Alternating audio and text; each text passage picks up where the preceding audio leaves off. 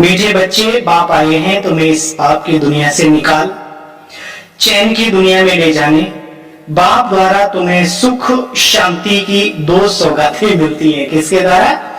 बाप के द्वारा। पूरी मुरली में बाबा ने बहुत अच्छी बात क्लियर की कि वास्तव में सुख और शांति चैन किसके द्वारा मिलता है। बाबा ने प्रश्न पूछा, सारी दुनिया में सच्ची सच्ची नंस तुम हो, सच्ची नंस कहेंगे किसे? बाबा ने कहा सच्ची नंस वे हैं जिनकी बुद्धि में एक की याद हो, नन बट वन, एक के सिवा कोई दूसरा नहीं। तुम्हारी बुद्धि में एक निराकार परम धाम निवासी परम पिता परमात्मा वो सर्वशक्तिमान सदा रहता है। इसलिए तुम बच्चियां सच्ची सच्ची नंस हो और तुम्हें परम पावन परम पिता परमात्मा का फरमान है बच्चे पवित्र रहना। फरमान है बाबा का, बच्चे पवित्र रहना। गीत इस पाप की दुनिया से कहीं और ले चल। ओम शांति। मीठे मीठे रूहानी बच्चों ने गीत सुना। किसने सुना? आत्माओं ने सुना, इन ऑर्गन्स द्वारा सुना। महसूस करो सुनते सुनते। बाबा की मुरली भी सुनते समय आत्मिक स्थिति में स्थित होकर के सुनने का आनंद ही कुछ और होता है। जज्बा ही अलग होता है, जलवा ही अलग होता है। आत्मा को बच्चे परमात्मा नहीं कहा जा सकता। मनुष्य को कभी भी भगवान नहीं कह सकते। क्या कहा बाबा ने?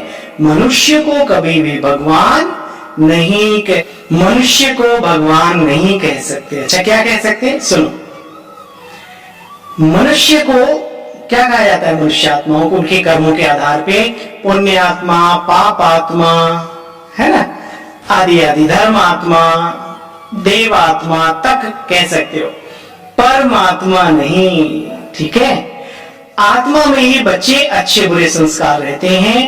पहले पहले देह अभिमान, फिर उसके बाद आते हैं और विकार। सबको मिलाकर कहा जाता है विकारी। इसमें यह विकार नहीं, उन जिनमें यह विकार नहीं है उनको कहा जाता है निर्विकारी। कौन है वो? देवी और देवताएं। निर्विकारी संसार है बाबा ने कहा। और बहुत अच्छी बाबा ने कहा बच्चे आत्मा में ही अच्छे व बुरे संस्कार समाये हुए होते हैं। सुना? हाँ, ये भूलना नहीं। शरीर में नहीं आदतें होती हैं, मुर्दे में कोई आदत होती है क्या? बच्चा पैदा होता है, एक ही घर में जन्म लेते हैं 2 बच्चे, एक के संस्कार कुछ और, एक के संस्कार कुछ और। क्योंकि वो दिव्य शक्ति पुंज अजर अमर अविनाशी अखंड ज्योति पुंज, वो जो यहाँ मस्तक के बीच विराजमान है, वो अपने पूर्व जन्मों के संस्कारों को लेके आई है और इस जन्म में भी उनका असर पूरा पूरा रहता है। कई कहते हैं भैया इनके घर में तो ऐसा कहीं कुछ नहीं, फिर ये बच्चा ऐसे कैसे? अरे भाई वो पूर्व जन्मों का लेखा जोखा संस्कारों के रूप में लेके आए। ये हमें समझने की आवश्यकता है हम सबको। अच्छा बच्चे, सारा मदार है तुम्हारे पुरुषार्थ पर। बाबा कुछ नहीं करता।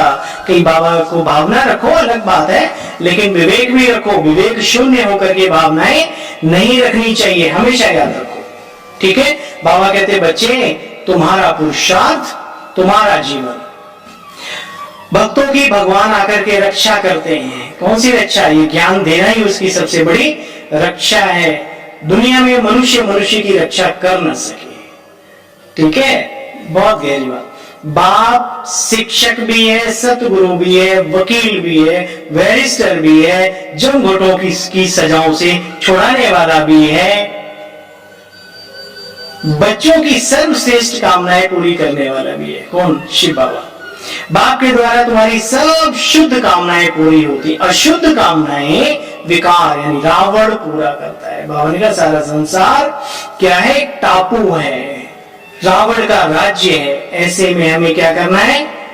राम के द्वारा बताए रास्ते पर चलना ही उसकी रक्षा को प्राप्त करना है। आपने देखा होगा महाभारत काल में, हे अर्जुन तुझे अपना युद्ध स्वयं करना है, हम कुछ नहीं करेंगे थे, सहायता, लेकिन वक्त पड़ने पर गुप्त तरीके से सहायता, जैसे बाबा हम सबकी करता है, लेकिन ओपन नहीं करता, निरहंकारी इतना है। ठीक है, देखो बच्चे, गीता में भी लिखा हुआ है भगवान बूढ़े तन में आते हैं।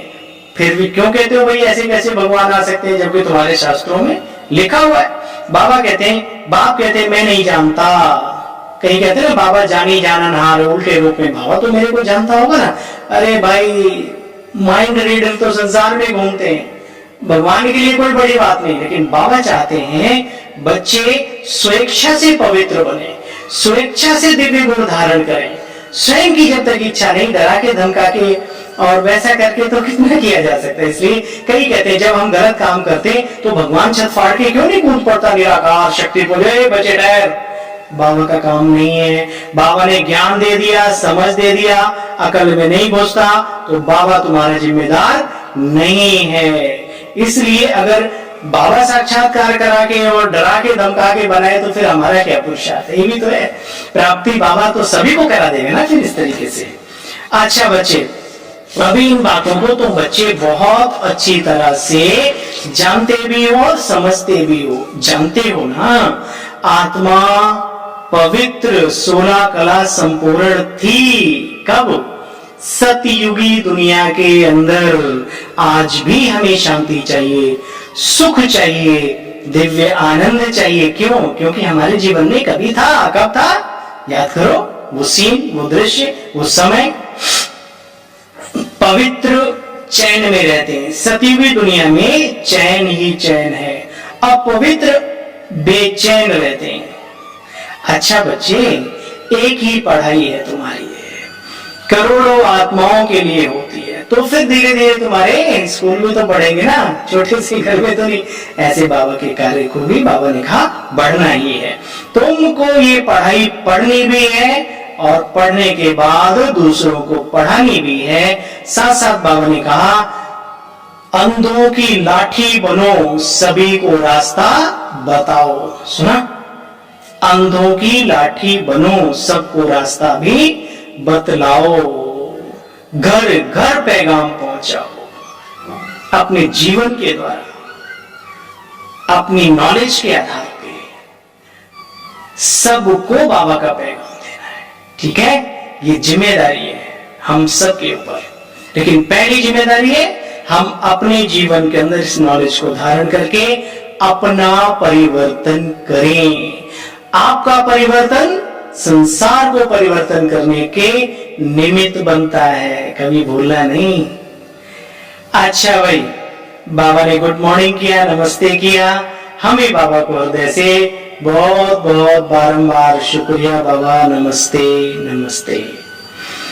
आज का वरदान है सत्यता की महानता द्वारा सदा खुशी के झूले में झूलने वाले अथॉरिटी स्वरूप भव। सत्यता की अथॉरिटी स्वरूप बच्चों का गायन है, सच तो बिठो नच।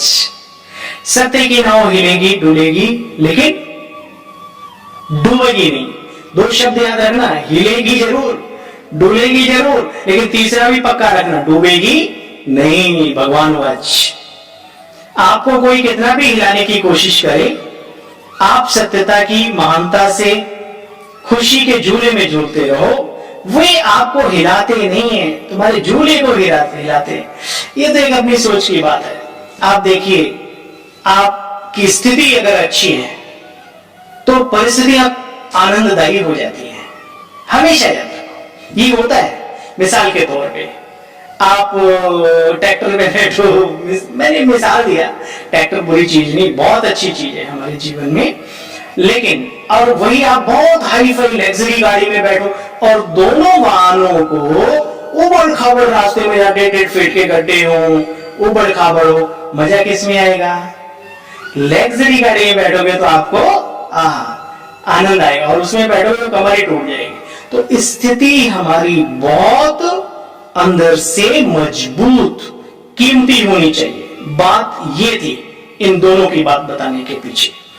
बाबा ने कहा झूले को हिलाते हैं, यह हिलाना नहीं, झूले को हिलाना है।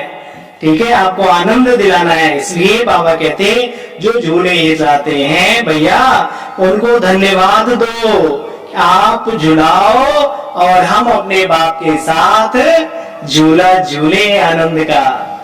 चलो भाई स्लोगन है आज का, सर्व शक्तियों की लाइट सदा साथ रहे तो माया समीप आ ही नहीं सकती। लड़ने